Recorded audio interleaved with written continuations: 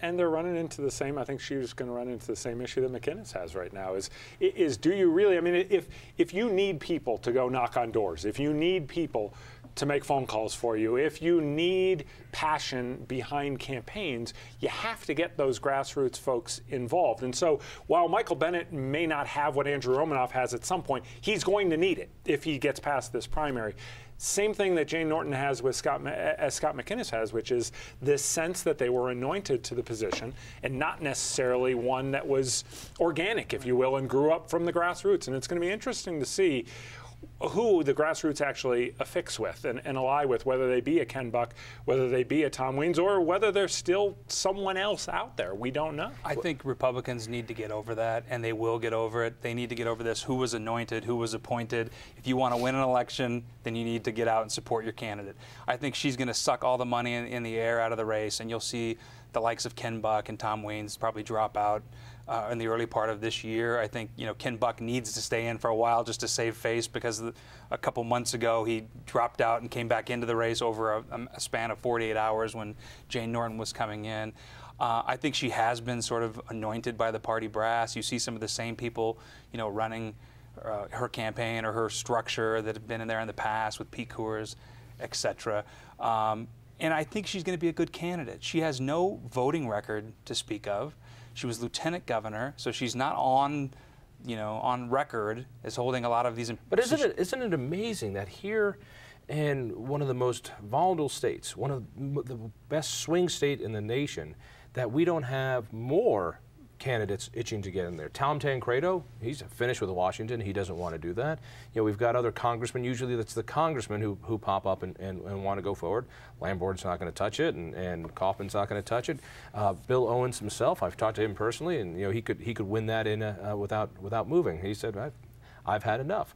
And it's not. It seems as though the bench isn't all that deep. So the brass anoint somebody, and yeah, the party faithful will come back and support him, but it's a little different than what many people think the primary ought to be. There are not that many high-profile Republicans left to run for this job. I mean, if you look at what's happened in Colorado over the last 4 years, normally you maybe have a congressman from the 4th CD who could run for this district. You'd have somebody from the 7th CD who could run forward, or the 3rd CD. They don't exist anymore. Those positions are held by Democrats. So I don't think the bench isn't as deep for the Republicans as it maybe was once perceived as being. The impact of this nationally is going to be huge, and so this is not, you know, the governor's race, fine, that's a Colorado thing. This is a national race. What happens in Colorado in this race could decide whether or not there's a filibuster-proof majority in the Senate. I think money is going to be pouring into Colorado on an unprecedented scale. I think it's going to be a $20 to $24 million race, which ought to bode well for Adams' television station running ads. Congratulations. You'll be one of the few guys in television that still has a job. And maybe they'll start. Nah, they won't advertise it. Nobody reads the paper anymore, my friend. Yeah. Except for you when you need something. The other thing I think you'll see here is Democrats realizing the power of the incumbency, even though this is a person who's appointed, and you'll see Michael Bennet elevated to sort of unprecedented heights in Washington, D.C., and he'll be given a platform to speak and do things. So you might be given that chairmanship of a certain committee, but really, if this year, if 2010 is an anti-incumbent year, anti-Democrat year, does Obama flying into Colorado half a dozen times help Bennet? I don't think it necessarily is something that he really wants to do in that particular case. What's going to be interesting, and my colleague Adela Arakawa asked me when we threw out that $20 to $24 million figure as well, the most expensive race in Colorado history. She said, what's that going to mean for everyday people? And I said, well, for you and I, it's going to mean job security. For the everyday person, they're not going to be able to watch TV for 5, 6 months even, from the late spring on without being absolutely deluged.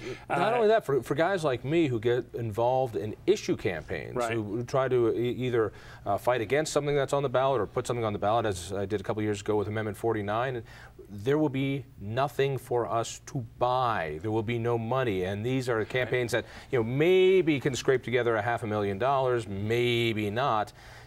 We'll we'll be advertising on your show, and that's all that we'll be able to afford. I appreciate that. You know, it's going to be interesting, though, for as much as we may think that the president wouldn't necessarily play significantly in coming here and stumping for Michael Bennet, or even stumping for Betsy Markey, who on the national Republican side is really going to help Jane Norton? It's interesting. There's you know, this could be a U.S. race, but it'll be Colorado-centric in that there's not. I don't necessarily think that there's going to be a unique figure outside of maybe the president who can still, on the college campuses, get a certain amount of people going. Well, and the Obama people may have some trouble governing, but one thing they do well is politicking and campaigns, and they're going to know when to use him. And you use him as a fundraiser, etc. College campuses, those kinds of things are perfect. I read somewhere, and I wish I could quote where it was at this moment, but of all the states that Obama won in 2008, he has dropped more in Colorado than any other state. So this may not be the place you want to bring him. Interestingly enough, the individual who's running Michael Bennett's campaign was the one who ran Obama's campaign here in the state of Colorado.